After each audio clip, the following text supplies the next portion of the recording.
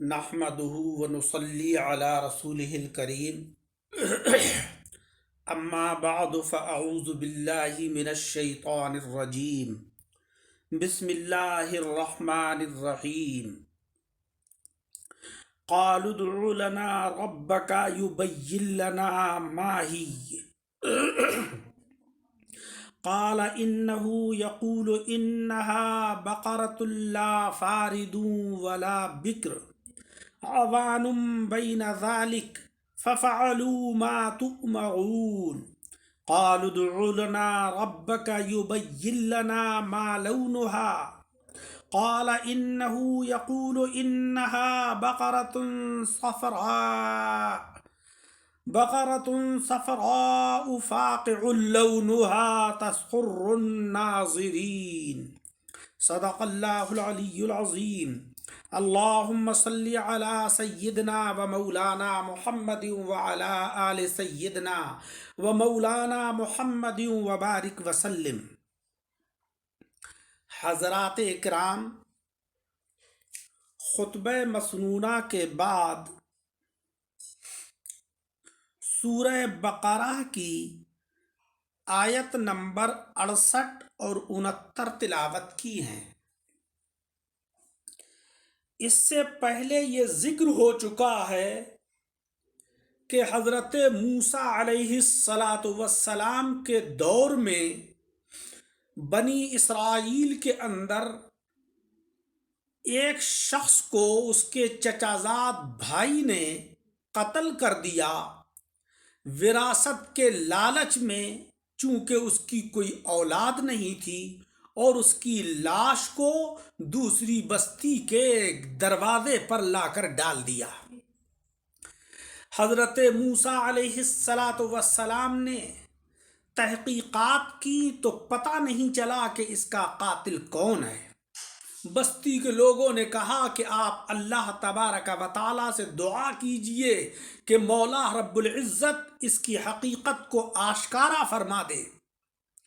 حضرت موسیٰ علیہ السلام نے اللہ تبارک و تعالیٰ سے دعا کی تو مولا رب العزت کا ارشاد ہوا کہ بنی اسرائیل ایک گائے کو ذبح کرے اور اس کے گوشت کا ٹکڑا اس لاش کو لگائیں، جس سے کہ وہ زندہ ہو جائے گا اور اپنے قاتل کا نام اور اس کا پتہ سب کچھ بتا دے گا۔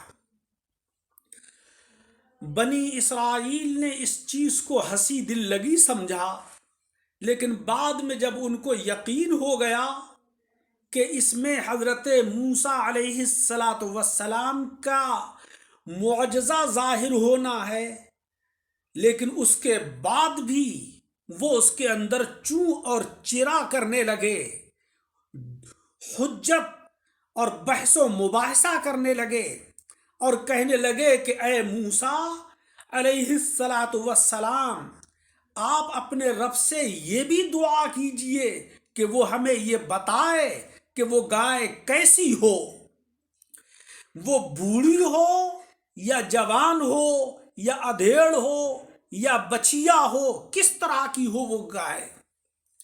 حضرت موسیٰ علیہ السلام نے بارگاہ الہی میں دعا کی، وحی نازل ہوئی کہ اے موسیٰ علیہ السلام، آپ اپنی قوم کو بتا دیجئے کہ وہ گائے نہ تو بوڑھی ہو نہ بچیا ہو بلکہ بیش کی ہو۔ حق تو یہ ہے کہ اگر وہ کوئی سی بھی گائے ذبح کر دیتے تو اللہ تبارک و تعالیٰ اس مقصد کو حل فرما دیتا اور یہ مقدمہ وہیں پر طے ہو جاتا، لیکن بنی اسرائیل کے مزاجوں کے اندر حیل و حجت، بحث و مباحثہ اور اپنے پیغمبروں کی بے ادبی اور توہین بھری ہوئی تھی۔ وہ اس کے بعد بھی مطمئن نہیں ہوئے اور کہنے لگے کہ اے موسیٰ علیہ السلام، آپ اپنے رب سے اور دعا کیجئے اور یہ بھی معلوم کیجئے کہ اس گائے کا رنگ کیسا ہو۔ حضرت موسیٰ علیہ السلام نے بارگاہ الہی میں دعا کی اور فرمایا کہ اللہ جل شانہ و عم نوالہ کا حکم ہو رہا ہے کہ وہ گائے خالص پیلے رنگ کی ہو اور ایسی پیلی ہو کہ اس کو دیکھ کر دیکھنے والوں کو خوشی اور مسرت حاصل ہو جائے۔ اللہ جل شانہ و عم نوالہ نے ان دونوں آیتوں کے اندر اسی واقعے کا ذکر فرمایا ہے۔ تفسیر کی کتابوں کے اندر یہ ہے کہ حضرت موسیٰ علیہ السلام کی قوم میں ایک نیک شخص بھی تھا جس کا ایک چھوٹا سا بیٹا تھا۔ اس نے ایک بچیا بڑی محبت سے پالی تھی۔ جب اس کی موت کا وقت قریب آیا تو وہ بچیا لے کر جنگل میں پہنچا اور اللہ کی بارگاہ میں دعا کی کہ اے مولا، یہ گائے میں تیرے سپرد کرتا ہوں، جب میرا بیٹا جوان ہو تو وہ اس کو لے لے گا۔ یہ شخص تو مر گیا مگر اس کی گائے جنگل میں اور اس کا بیٹا ماں کے پاس پرورش پاتے رہے۔ یہ لڑکا نہایت سعادت مند تھا، اپنی ماں کا فرما بردار تھا۔ ایک روز اس کی والدہ نے کہا کہ تیرے والد نے فلاں جنگل میں خدا کے نام پر ایک بچیا چھوڑی ہے جو کہ اب جوان ہو گئی ہے، اس میں فلاں فلاں علامتیں ہیں، تو جا اور اس کو پکڑ کر لا۔ لڑکا گیا اور ماں کی بتائی ہوئی علامتوں سے اس گائے کو پکڑ لیا۔ ماں نے کہا کہ اس کو بازار میں لے جا، 3 اشرفیوں میں فروخت کر دے، مگر جب سودا ہو تو پھر مجھ سے اجازت لے لینا۔ یہ شخص گائے کو بازار میں لایا۔ ایک فرشتہ بشکل خریدار آیا اور اس نے قیمت پوچھی۔ لڑکے نے کہا کہ 3 اشرفیاں، مگر والدہ کی اجازت شرط ہے۔ فرشتہ بولا کہ 6 اشرفیاں لے لے مگر والدہ سے مت پوچھ۔ لڑکے نے کہا کہ اگر تم اس کے برابر سونا دو تب بھی ماں کے پوچھے بغیر میں اس کو نہیں بیچوں گا۔ غرض کے لڑکا اپنی ماں کے پاس آیا اور اسے سارا واقعہ سنایا۔ والدہ نے کہا کہ جا 6 اشرفیوں میں تو سودا کر لے، لیکن جب سودا ہو جائے تو میری اجازت کے بغیر اس کو وہ گائے مت دینا۔ لڑکا پھر بازار میں لایا، وہی فرشتہ پھر ملا اور کہنے لگا کہ تو 12 اشرفیاں لے لے مگر ماں سے مت پوچھ۔ لڑکا نہیں مانا۔ پھر آ کر اپنی والدہ کو یہ ماجرا سنایا۔ وہ بڑی عاقلہ اور سمجھدار تھیں، کہنے لگی کہ شاید یہ کوئی فرشتہ ہے جو تیری آزمائش کے لیے آتا ہے، اگر اب ملے تو اس سے پوچھ لینا کہ ہم گائے کو فروخت کریں یا نہ کریں۔ لڑکے نے یہی کیا۔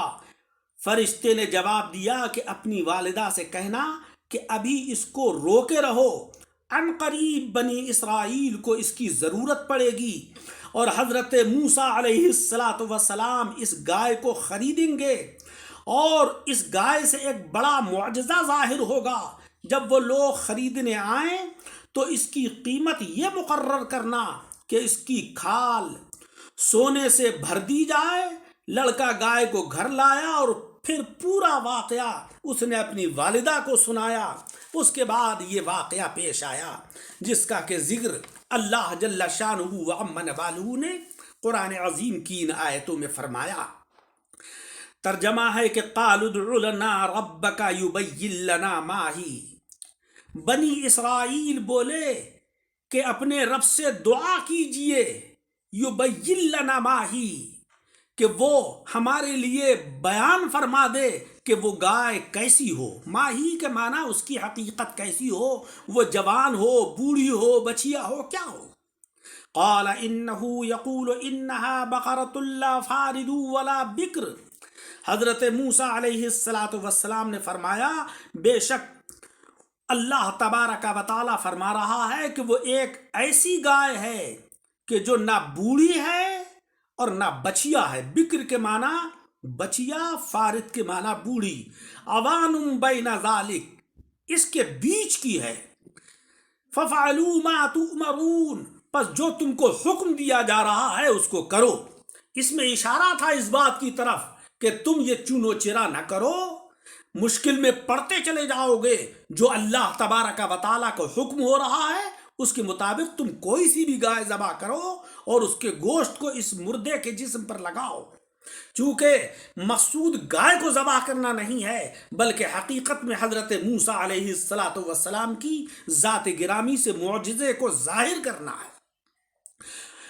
ان کو اس کے اوپر بھی صبر نہیں ہوا، اور اس کے بعد کہنے لگے قالوا ادع لنا ربک یبین لنا ما ہی، وہ بولے کہ اے موسیٰ علیہ السلام، آپ اپنے رب سے دعا کیجئے، یبین لنا ما لونہا، کہ وہ اس کا رنگ بھی بیان فرما دے کہ اس گائے کا رنگ کیسا ہو۔ لون کے معنی رنگ، یبین لنا بیان فرما دے ہمارے لیے، ما لونہا کیسا ہو اس کا رنگ، کس طرح کا اس کا رنگ ہو۔ قال انه يقول انها بقرة صفراء فاقع لونها تسر الناظرین۔ حضرت موسیٰ علیہ السلام نے فرمایا انه یقول، بے شک اللہ تبارک و تعالی فرما رہا ہے، انها بقرة صفراء، بے شک وہ خالص پیلی گائے ہے۔ صفرا کے معنی پیلی، فاقع کے معنی خالص، اور بقرہ کے معنی گائے۔ لونہا تسر الناظرین، اس کا رنگ دیکھنے والوں کو خوش کر دے۔ لون کے معنی رنگ، تسرو کے معنی خوش کر دے، ناظرین کے معنی دیکھنے والے۔ اللہ تبارک و تعالی نے ان آیات کریمہ میں ہمیں یہ درس دیا کہ ہم علماء کرام اور اتقیاء کرام سے جو مسائل معلوم کریں، وہ دلائل کی روشنی میں جو مسائل بتائیں، بے چون و چرا ان کے اوپر عمل کرنے کی کوشش کریں۔ علماء کرام سے منہ زوری نہ کریں، بحث و مباحثہ نہ کریں، ان کے ادب و احترام کا پورا خیال رکھیں۔ ایسا نہ کریں جس طرح کے بنی اسرائیل کیا کرتے تھے کہ نہ وہ اپنے پیغمبروں کا، نہ انبیاء کرام و رسول عظام کا ادب و احترام کرتے، نہ اپنے علماء کرام کا ادب و احترام کیا کرتے تھے۔ اللہ جل شانہ و عم نوالہ مجھے اور آپ سب حضرات کو اعمال صالحہ کی توفیق عطا فرمائے، اپنے کلام کے اوپر غور کرنے اور ان کے اوپر عمل کرنے کی توفیق عطا فرمائے۔ آمین۔ وآخر دعوانا ان الحمد للہ رب العالمین۔